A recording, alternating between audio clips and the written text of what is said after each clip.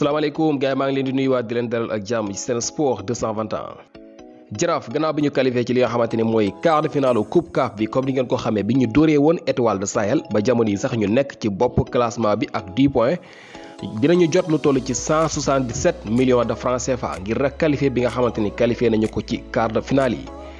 bu ñeen fàttale ko nag balaa ñuy tàmbali li nga xamante ni mooy compétition bi Jaraaf qualifié rek ci li nga xamante ni mooy phase de groupe bi jotoon nañu lu toll ci 149 millions. kon jamono yi Jaraaf gannaaw bi nga xamee ne joué nañu ba qualifié ci li nga xamante ne mooy quart de finale yi li ñu jot yëpp bu ñu ko xaymaa dina toll ci 327 millions de francs CFA ngir rek joué ba qualifié ci li nga xamante ne mooy quart de finale yi. te it des na ndax bu ñu góorgóorloo ba gagné li nga xamante ne mooy coupe CAF boobule lu toll ci 676 millions mu ngi leen di xaar maanaam 676 millions de francs CFA képp koo xam ne gagné nga compétition bi di nga ko jot. en attendant mbir mi soreegul Jaraaf amagum lu toll ci 327 millions de francs CFA ñu ngi dese nag benn match ci li nga xamante ne mooy phase de groupe bi ndax war nañoo dem foofu la ca Tunisie joué seen match bu mujj waaye ak lu mën a xew ñoom dèjà qualifié nañu te it xaalis baa ngi dugg te ñu ngi séntu ne dinañu romb fii ba jot ci li nga xamante ne mooy koppar yu gën a am solo yi nga xamante ni moo leen di xaar ci kanam.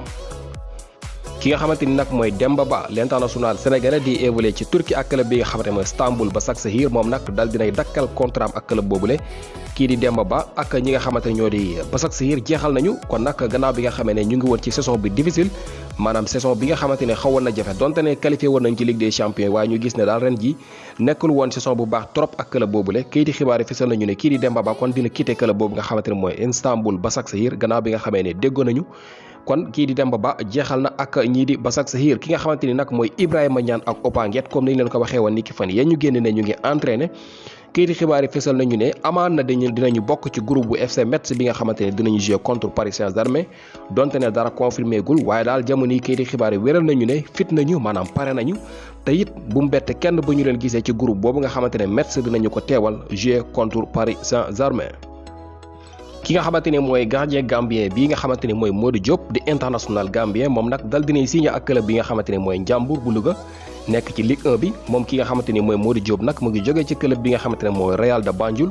gannaaw bi nga xamee ne jógee woon na fële ca Arabie Saoudi ni ki daaw waaye nag diggante daaw ba ren mu ngi woon ci club bi nga xamante ne mooy Real de Banjul dal dina fay jógee nag signé ak club bi nga xamante ne mooy Ndiambour bu Louga championnat bu Sénégal nag nekk championnat bi nga xamante ne Gambien yi miin nañu ko lool ndax ku ci mel ni seen attaquant bii di Assane Cissé wala boog Abdoulaye Diallo jaar nañu fi